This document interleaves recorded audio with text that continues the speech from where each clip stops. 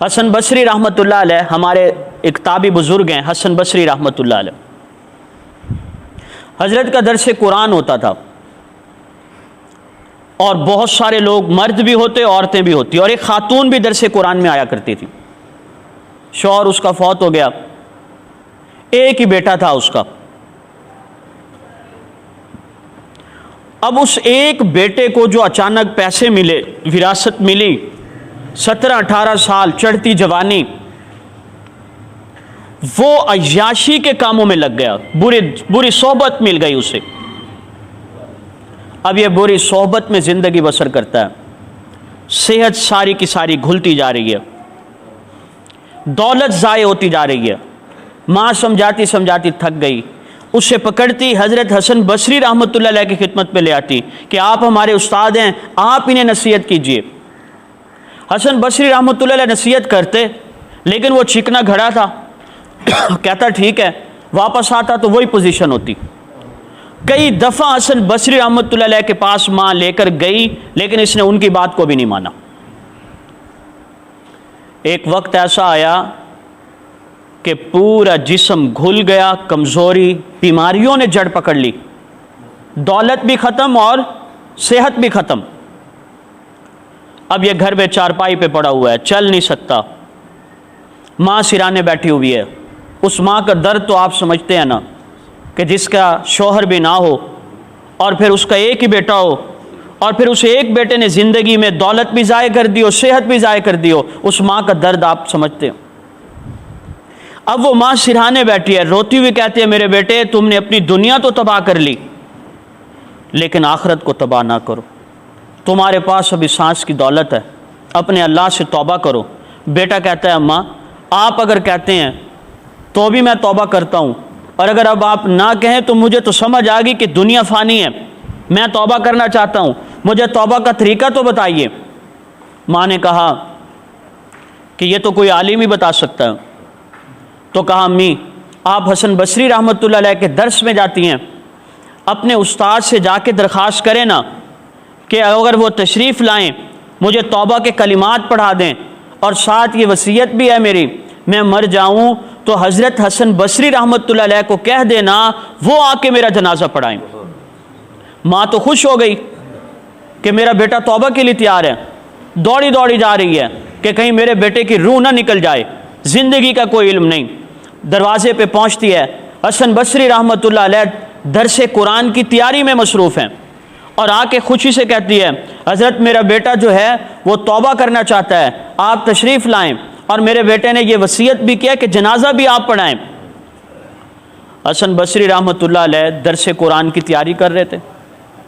آپ کے ذہن میں پچھلی باتیں تھی کہ درجنوں دفعہ بچہ آیا نہیں مانا، اب بھی اس نے ویسے ہی کرنا، اور ادھر جو سینکڑوں لوگ آئیں گے درس قرآن میں ان کو ٹائم دینا زیادہ بہتر ہے۔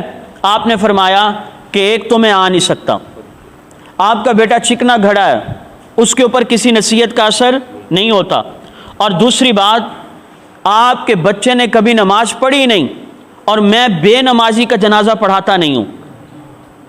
اب یہ ماں جو خوشی کے عالم میں آئی تھی، اس کو تو بڑی تکلیف ہوئی کہ آج حضرت جی بھی ناراض ہو گئے۔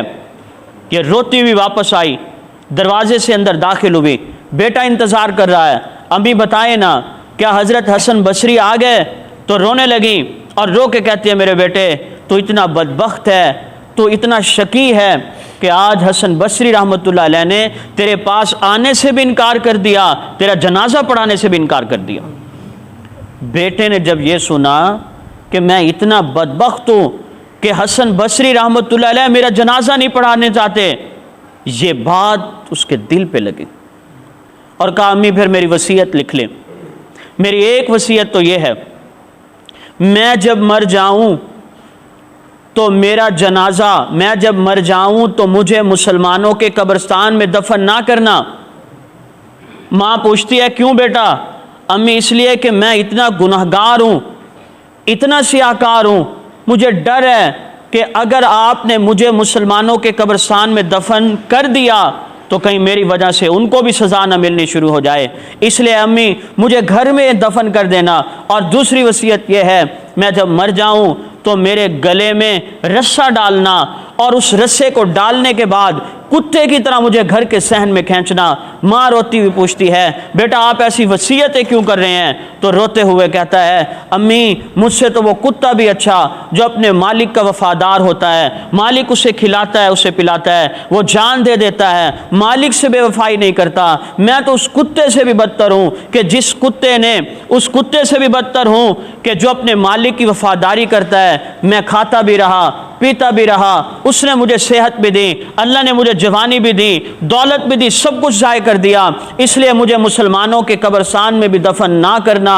اور میرے گردن میں رسا ڈال کے کھینچنا کتے کی طرح۔ ابھی یہ جملے وہ کہہ رہا تھا، عین اس لمحے میں روح پرواز کر گئی، ماں کی سسکیاں چھوٹ پڑی، رو رہی ہے اور روتے ہوئے آگے بڑھتی ہے، اپنے اس بیٹے کی آنکھیں بند کرتی ہے، ابھی آنکھیں بند کر رہی ہے، رو بھی رہی ہے۔ اچانک دروازے پہ دستک ہوتی ہے، یہ آگے بڑھتی ہے، پوچھتی ہے من دق الباب، کون ہے جس نے دروازہ کھٹکھٹایا؟ آواز آتی ہے کہ میں حسن بصری ہوں۔ ممی آگے بڑھتی ہے، دروازہ کھولتی ہے اور کھولنے کے بعد پوچھتی ہے حضرت آپ تو تشریف نہیں لائے، اب کیسے تشریف لے آئے ہیں؟ حضرت حسن بصری رحمۃ اللہ علیہ کی آنکھیں بھی رنجیدہ ہیں، آپ بھی رو رہے ہیں، اور آپ نے فرمایا کہ میں نے تمہیں تو انکار کر دیا۔ اس کے بعد نیند کے جھونکے مجھے آئے، جھٹکے لگے، غنودگی سی کیفیت طاری ہوئی، اور اس لمحے میں مجھے کسی آواز دینے والے نے آواز دے کے کہا اے میرے ولی تو میرا کیسا ولی ہے جو میرے ایک ولی کے جنازہ پڑھانے سے انکار کر رہا ہے؟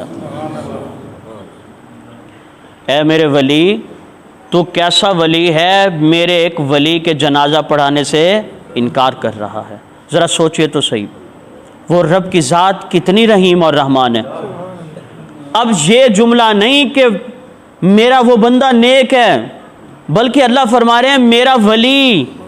اتنی سی توبہ، لیکن چونکہ سچے دل سے تھی، سوز و گداز سے تھی، تڑپ سے تھی، اللہ کو اس کی توبہ پسند بھی آئی، اور اللہ تبارک و تعالیٰ نے اسے اپنا نیک بندہ نہیں کہا بلکہ اپنا ولی کہہ دیا۔ اب حسن بصری رحمۃ اللہ علیہ نے جنازہ پڑھایا۔